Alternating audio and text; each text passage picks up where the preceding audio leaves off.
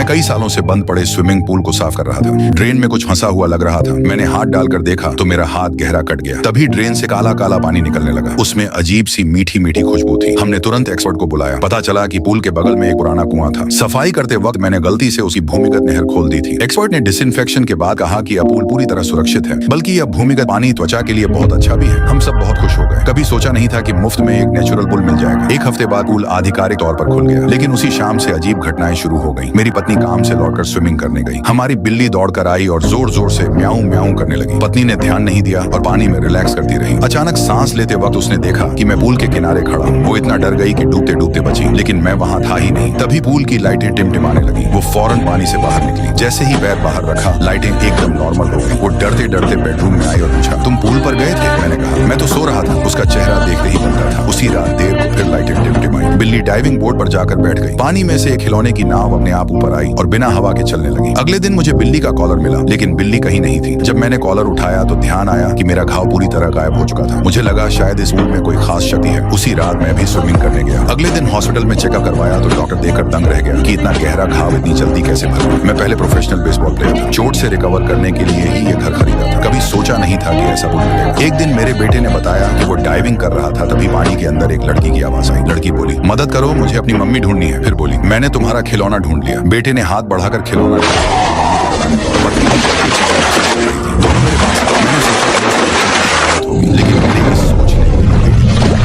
उसी रात हम पति पत्नी बाहर गए थे। बेटी ने अपने बॉयफ्रेंड को घर बुलाया और दोनों पूल में मस्ती करने लगे। बेटी ने चेक करने के लिए पानी के अंदर डाइव मारा और वहां उसकी मुलाकात उस चीज से हो गई।